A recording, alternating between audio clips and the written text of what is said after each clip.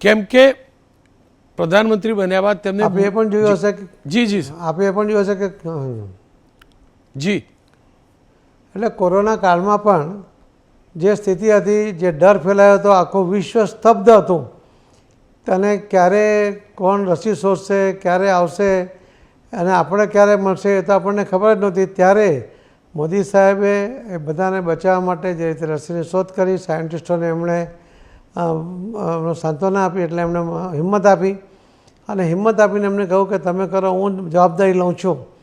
અને એમણે ફક્ત આપણા દેશના લોકોને બચાવે એવું નહીં, પરંતુ એમણે વિદેશોમાં પણ 100 જેટલા દેશોમાં, નાના દેશોમાં પણ મદદ કરી.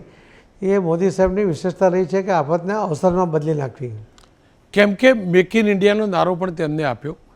આપ શું માનો છો, એ કેટલો સફળ રહ્યો, કેવી રીતે?